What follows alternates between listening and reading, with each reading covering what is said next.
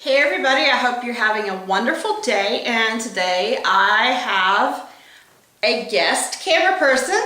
Instead of my husband, I have my niece Sophie. Say hi, Sophie. Hi. She and I are staying at my parents' lake house right now while her daddy celebrates his 40th birthday. And so anyway, I'm taking care of her and a bunch of dogs and stuff. So anyway, we're staying at the lake house, and you can't see it, but behind me there's a beautiful lake out there. And I hope the lighting is okay, because this is, I haven't filmed here before. Anyway, this is something that I actually had some requests for a while back, was to do a review on the e.l.f. Lip Exfoliator, and this is from the Studio line. I can't remember how much it was. It's maybe $5. I'm not sure. And I know, like, with a lot of exfoliators for lips and stuff, they can run really expensive, but I really like this one. And it can be a little abrasive if you aren't careful with it and you don't want to use it too much. But it's in a lipstick tube, and it twists up like a lipstick. And let's do a close-up of it. And you can see all the little sugar grains and stuff in there.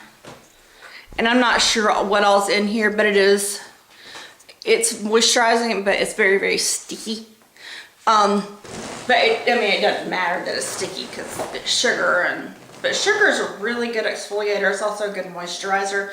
It's less harsh than salt.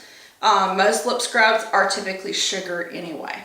So the way I like to use this is I like to take a damp cotton pad and I'll like rub my lip with it first and get my lip wet. I found if you do it on basically like on a pretty fairly dry lip, it's painful. But if you wet it a little bit, that helps tremendously. And also, if you wet it, this actually, it melts a little bit, but like when I touched it, you can see I got a little bit of the sugar on my hand. So I do like to dry this off after I'm done with it at night too, but sometimes I'll even put this under just a little bit of water just to give it a little bit of moisture and to melt some of the hard sugar granules on top, because they can be very abrasive and rough. So I found that to really help. But basically I just take it and put it on my lips and I just massage it in circles until I feel like I've got it really, really good. And then I'll wet the top lip with the cotton pad, and then I'll use this and I'll just make sure I get it really, really, really good in there. And I'll even go around my lips like a lipstick and just make sure it's really on there really well. And then what I'll do is I'll take a clean damp cotton pad and I will just take it and do circles with it on my lips. And I'll do that a couple times just to make sure I have all of this off. Now if you do get this in your mouth, it does not taste bad. It actually tastes really good. It tastes kind of like brown sugar or something. It's very sweet. So it's not a bad taste at all. But I have really been enjoying this. And if you do, even if you don't put a little bit of water on it, I still would say to kind of blot it off with like a paper towel after you're done with it, or let it sit open and let it just air dry a little bit to make sure it doesn't melt too much, because it can melt since it is that, sugar mixture.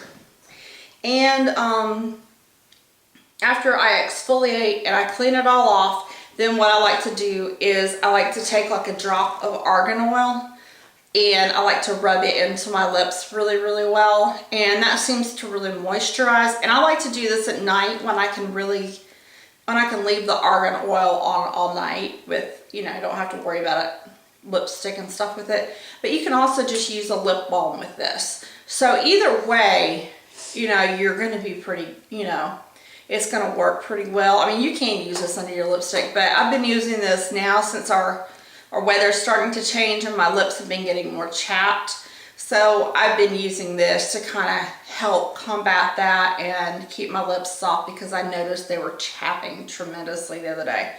And so I've been pulling this out and using it, and I highly recommend it. It's a good exfoliator. As long as you're careful with it, you don't want to do it too many times, too often. Just do it when you need it, because exfoliators can irritate you if you do it too often.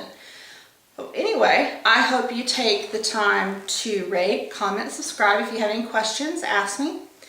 And I hope you all have a wonderful day. Let me know if you have any video suggestions or anything, and I'll see what I can do about those. And I hope you have a wonderful fall day, and I will talk to you later. Bye.